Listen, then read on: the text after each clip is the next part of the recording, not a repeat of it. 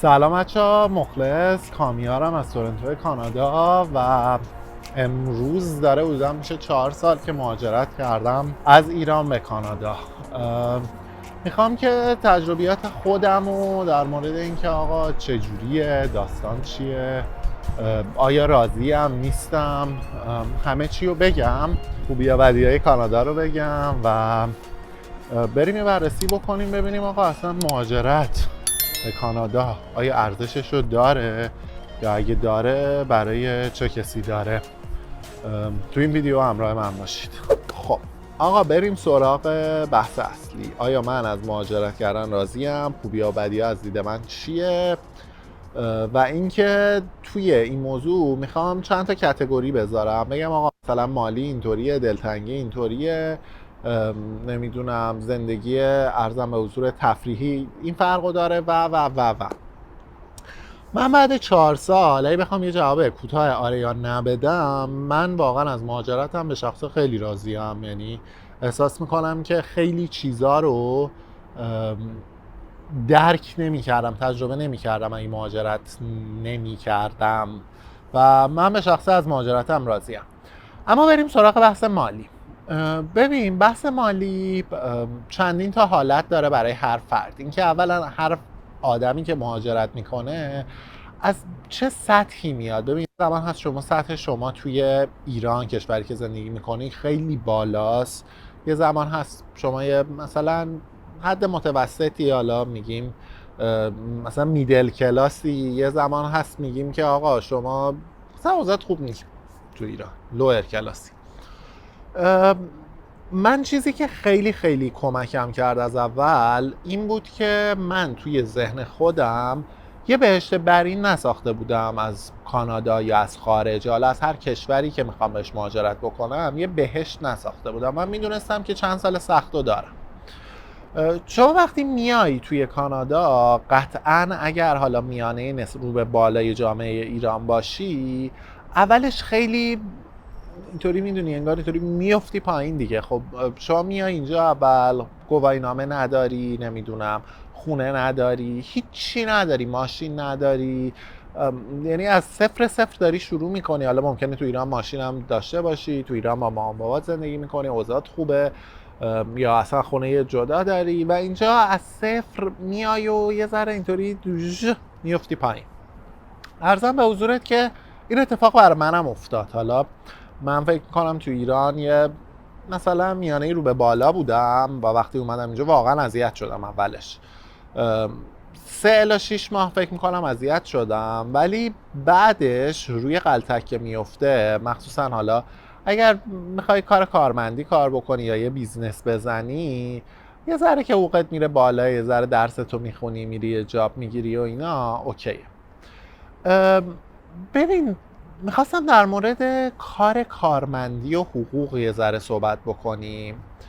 ببین اگر میخوای تورنتو یا ونکوور زندگی بکنی، من خیلی خیلی خیلی خلاصه بهت بگم برای یه زندگی معمولیه خیلی اوکی، به نظر من باید 100,000 تا سالی در بیاری. 100,000 تا سالی در آوردن یعنی ریاضی هم ضعیفه، ولی حالا مثلا انگار ما 8,000 تا در بیاری، ولی خب تکس و فلان و ایناش که میره، شما مثلا 100,000 تا ماهی 5,700 جیبتو میگیره، یعنی دست شما میرسه. خب ببین 5,700 دلار پوق اوکیه. برای چی؟ برای اینکه شما 2,500 دلار خرج اجاره مثلا بدی، به 1,000 دلار خرج ماشین تو، بیمه‌ش و حالا این ماشین بخوای بخری، نمیدونم قسطش و فلان و اینا، تا اینجا 3,500 تاش میره. خب بیا 500-600 دلار باید هزینه بکنی برای مواد اولیه‌ای که بری بخری، از که خونه غذا درست بکنی، حالا میوه و سبزیجات و حالا هر چیزی اینجا بهش میگن گروسری، کلا همه رو با هم. مثلا 500 دلار پول گروسریت بشه که جمعش چقدر شد؟ 500 دلار اونجا، 1,000 دلار اونجا، 2,500 اونجا، 4,000 دلار دیگه. حالا بقیه‌اش هم ببین مثلا میخوای بری یه لباسی بخری، 2 دور بری رستوران، نمیدونم فلان، میتونی یه زندگی خوبی داشته باشی. نه اینکه پول سیو بکنی حالا واسه آینده‌ات، نمیدونم، نه اینکه بری توی استاک مارکت با این پول. البته که اگه همچین حقوقی دارید و دارید این ویدیو رو میبینید، به نظر من تو استاک مارکت هم 10% رو سرمایه‌گذاری بکنید، ولی میگم این حد خوبیه، اینطوری نیست که حالا شما جا داشته باشی دیگه کار نکنی، نه تا آخر عمرت باید کار کنی با این حقوق، ولی حداقل میدونی یه اولیه‌ای رو نسبت به ایران داری. این مورد مالی. مورد دویی که میخواستم در موردش باهاتون صحبت بکنم مورد دلتنگی، نمیدونم خانواده، ایران، فلان، همه چی. ببین قضیه اینه که از لحاظ تفریح کردن چیزی که مشخص و مبرهنه اینه که تو ایران خیلی بیشتر خوش میگذشت. این حرفو نظر شخصی من هست و نظر شخصی هر آدمی که من باهاش صحبت کردم هم هست. ببین تو ایران من خودم حالا شرکت داشتم، مثلا کار میکردم تا 7-8 شبم کار میکردم، بعدش با رفیقم پا میشم رفتم قلیونی، رفتم مثلا با دوستم آب میوه میخوردم. ببین همینم به من حال میداد، در حالی که این یه ذره کمرنگ میشه اینجا بعد مهاجرت، شاید اونقدر دیگه تفریحات حال نده. تو کانادا هم آدما معمولا بیحال و رباتورن. مثلا شما تو وسط هفته به یکی بگی که داداش بیا بریم بیرون، میگه برو بابا من فردا باید 6 صبح 7 صبح پاشم برم سر کار، نمیدونم من فلان دارم، حوصله داری ولمان کن و اینا. ویکند خب و همه ویکنداشون هم مثلا یارو از 6 ماه قبل پلن کرده که مثلا فلان تاریخ من دارم با عباسینا میرم فلان جا، بهمان تاریخ دارم میرم، مثلا بهش بگی آقا ویکند کجایی، میگه من ببین جمعه اینم، شنبه اینم، یک شنبه اینم. خب یعنی خیلی پلن شده تر و روباتیک تور تره، در حالی که مثلا تو ایران ما تصمیم میگرفتیم داداش بریم شمال، مثلا حالا فردا رو سر کار نرو، میدونی خیلی بیخیالتر و چجوری بگم، من احساس کنم آدما توی ایران از زندگیشون بیشتر لذت میبرن. ممکنه که امکانات یا مثلا حالا مالی یا حالا غیر مالیه هر چیز کمتری داشته باشن نسبت به ارزم به حضورت کشورهایی که حالا یه ذره پیشرفته ترن، ولی لذت بیشتری میبرن و این چیزی که من در مورد ایران و ایرانی ها دوست دارم. حالا من فکر میکنم مثلا چیزم اینطوریه، آمریکای جنوبی هم کشوراش اینطوری هن. خب بیا خیلی از آدمای دیگه، ولی خب توی کانادا این قضیه نیست و این قضیه هست که همه یه جورایی دارن سگدو میزنن واسه یه کار، واسه پیشرفت، که باز من نمیگم این بده ها، من میگم مثلا انگار لذت کمتری از زندگی میبرن. من اولش هم که اومده بودم خب مثلا اینطوری بودم که مثلا این یارو دیوونه، اینا چه لذتی از زندگیشون میبرن. مثلا ویکند مثلا توی یه روز کاری به دوستم گفتم بیا حالا بعدش بریم مثلا ما هم یه بیر بزنیم مثلا تو رستوران، بیا بریم فلان کنیم، میگفت نمیام. من مسخره میکردم. حالا خودم هم الان اینطوری شدم، یعنی احساس میکنم که خب این تأثیره رو لایف استایل بقیه روی شما به عنوان مهاجر هم ممکنه بذاره، حداقل رو من گذاشت. میریم سراغ بحث دلتنگی. آقا بحث دلتنگی هم یه بحث مهمیه که آدم باید در موردش صحبت بکنه. دلتنگی به نظر من برای 3 تا 6 ماه اوله. بالاخره آدم دلتنگ خانوادهش میشه، دلتنگ عزیزاش، دوستاش، رفیقاش میشه، ولی چیزی که من خیلی تجربه کردم و فکر میکنم باید صادق باشه در مورد همه اینه که ببین متاسفانه زمان قاتل خیلی خوبیه، یعنی قاتل همه خاطرات هست، قاتل دلتنگی ها هست. یا نمیدونم برای شما پیش اومده یا نه، مثلا من پدر بزرگم که فوت کرده بود، حالا یه ذره سنم هم کمتر بود، موقع مثلا راهنمایی بودم، واقعا داشتم میمردم، یعنی واقعا رو به مرگ بودم، حالا شاید 1 ماه 2 ماه داغون بودم. و یه حرف خوبی اون موقع پدرم به من زد، گفتش که ببین تو مطمئن باش زمان که بگذره خیلی این داستان برای تو عوض میشه. بعد من اینطوری بودم که اصلا این حرفی که تو زدی بی احترامیه، یعنی که چی، نمیدونم اصلا هم چیزی نیست، حالا به خودش نگفتم ولی تو ذهنم. و بعدش دیدم آقا واقعا همینه و این در مورد همه چی صادقه. حالا شما ممکن اصلا یه تو رابطت هم با یکی رابطت تمام شده باشه، عاشقش بودی فلان بودی، بعد که زمان گذشته بعد 1 سال دیدی که چقدر کم رنگ تر شده. این دلتنگی خانواده و اینا هم هرچند تلخ ولی خیلی کم میشه برای دوست، برای خانواده. نه اینکه خب ببین این آپشن وجود داره که شما حالا سالی 1 بار خانواده تشریف بیارن اینجا، یا شما بری یه جایی دوستات خانواده‌ت تو ترکیه، ایران، هر جایی ببینی. من فکر کنم که این موضوع بازم هر چقدر تلخ یه موضوع حل شده باشه. بریم سراغ بحث بعدیمون، بحث آداب و رسوم، فرهنگ و اینکه آقا اصلا من چجوری جا بیفتم توی حالا مثلا سیستم کانادا.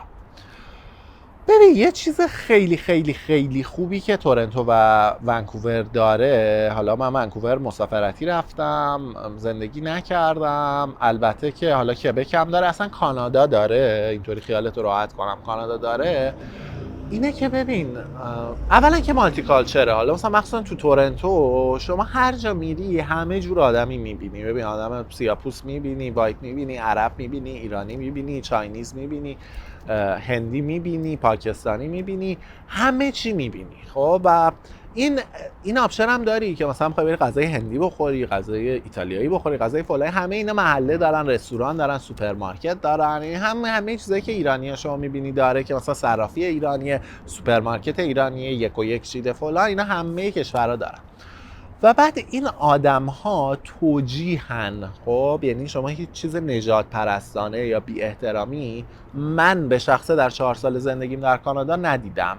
دلیلش چیه؟ دلیلش اینه که این آدم ها خودشون یا مهاجرن، یا اگه نبوده خودش مهاجر اینجا به دنیا آمده، مامان بابای مهاجر بودن، نه مامان بزرگ بابا بزرگ مهاجر بودن. خب برای همین میدونم، میگن آقا ببین با این سری آدمی مثلا مهم نی، حالا فلانی تو کشورت مثلا یه حکومت داغون داشتی بدبخت شدی، نمیدونم افغانی بودی، ایرانی بودی، حالا هر کشوری که داغون اوضاع شدی، حالا اینجا یه سیستم یه ذره اوکی تری هست و کسی فکر نمیکنه که برتره نسبت به دیگری. میگم حداقل من ندیدم، یعنی برای من پیش نیومده که اصلا هم چیزی رو در برخورد با هیچ کسی ببینم.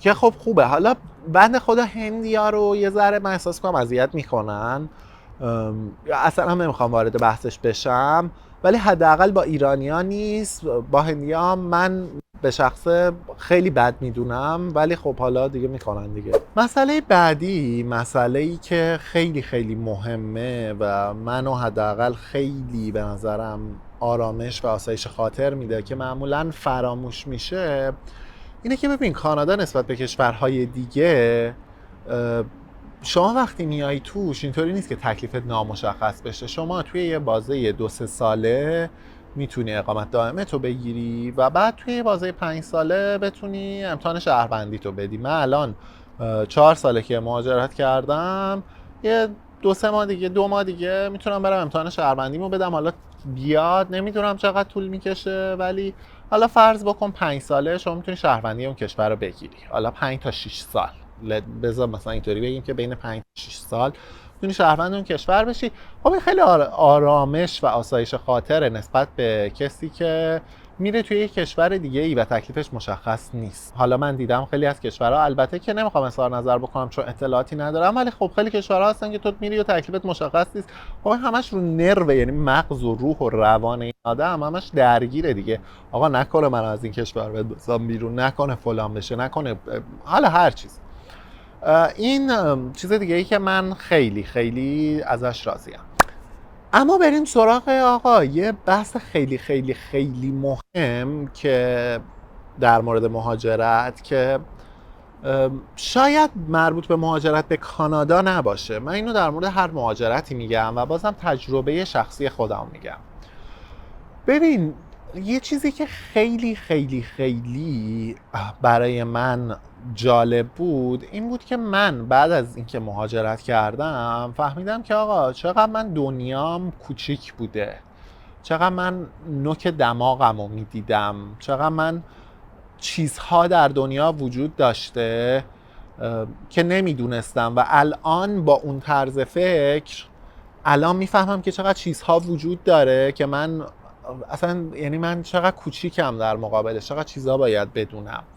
ببین خب من ایران که بودم، حالا باز میگم این تجربه شخصیه، خب اوضاعم اوکی بود. خب حالا یه شرکت داشتم، مثلا اولا که من دانشگاه سراسری علم و صنعت درس خوندم، بعد فوق لیسانسم و دانشگاه تهران گرفتم، بعد یه شرکت داشتم، اوضاع مالی خانواده‌ام اوکی بود، اوضاع مالی خودم اوکی بود و خب همیشه اینطوری بودم که خب اوکی، مثلا من همه چیم اوکیه، مثلا واسه چی باید این کارو بکنم، واسه چی باید اون کارو بکنم. بعد که مهاجرت کردم دیدم آقا واقعا چقدر کوچیک فکر میکردم، چقدر احمق بودم.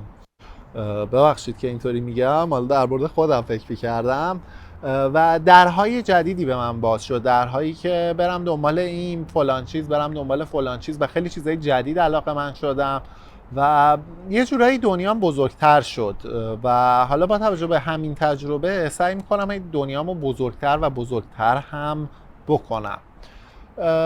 این چیزی بود که از مهاجرت برای من مثبت بود. اما بریم سراغ چیزای بد. چیزای بد اولیش رو که با هم صحبت کردیم، همین حالت رباتیک تر شدن و رباتوار شدن آدما و لذت کمتر بردن از زندگیه. البته که خب این یه چیز فردیه، باز یعنی آدم میتونه روش کار بکنه، مدلش رو تغییر بده، ولی خب یه ذره نسبت به ایران احساس میکنم که کمتر آدم از زندگیش لذت میبره. بدیهی دوی کانادا آب و هواست. ببین آب و هوا خودمونیشو بهت بگم، اینجا 5 ماه هوا خوبه، 7 ماه هوا داغون. خب داغون که من ببین به شخصه مشکلی با سرما ندارم، ولی انقدر مدت زمان این سرما طولانی 7 ماه که واقعا آخراش احساس میکنه این ذره دیگه داری دپرس میشه، یه ذره میدونی آدم احساس میکنه که داره یه ذره روانی میشه. حداقل این تجربه من این بوده. میریم سراغ بدیه سوم. بدیه سوم کانادا از دید من یه ذره سیستم قیمت ها، سیستم مالیاتی و سیستم کلاً هزینه زندگیه. من وقتی میگم هزینه زندگی، مالیات و غیره، لطفاً توجه داشته باشید که نمیخوام این موضوع رو با ایران مقایسه بکنم. من بیشتر دوست دارم این موضوع رو با آمریکا مقایسه بکنم. ببین توی کانادا که شما زندگی میکنی، خب اولا 30% هزینه ارزم به حضورت دلاری که داری، خب ارزشش 30% پایین تره از دلار آمریکا. خب حقوقا نسبت به آمریکا پایین تره و قیمت خونه در تورنتو و ونکوور کانادا خیلی وحشتناک بالاست. یعنی شما با همین پولایی که توی تورنتو، حالا فکر می‌کنم قیمت میانگین یه خونه ویلایی خیلی معمولی 1.5 میلیون دلار کاناداییه و شما با همین پول توی آمریکا، البته که آمریکا هم جای گرون داره، ولی تو آمریکا انقدر جای خوب زیاده، یعنی آپشن های خوبی داری از ایالت ها و شهرهای مختلف که خب خیلی جاها شما میتونی با نصف این پول یک خونه بی‌نظیر داشته باشی. مالیات ها توی آمریکا کمتره و سیستم مالیاتی کانادا یه ذره داغون هست در این مورد و قیمت همه چی در آمریکا ارزون تره. شما قیمت مواد غذایی رو بگیر تا قیمت لباس، ماشین، فلان، یعنی شما تو آمریکا کار میکنی حقوقت که بالاتر، ارزم به حضورت که دلارت که ارزشمندتره، قیمت مسکن و خورد و خوراک و فلان و اینا همه اینا پایین تر. این بدیه سومی که از کانادا من توی ذهنم دارم، حالا میگم قطعا تجربه ها مختلفه، کانادا یه سری خوبی هم و مزیت هم نسبت به آمریکا داره که حداقل یکیشو صحبت کردیم در موردش، ولی این کلا تجربیات من بعد از 4 سال مهاجرت به کانادا. امیدوارم که دوست داشته باشید. اگر موضوعی دوست دارید که من در موردش صحبت بکنم، تجربیاتم بگم، حتما کامنت کنید. تا ویدیوی بعد، مخلص.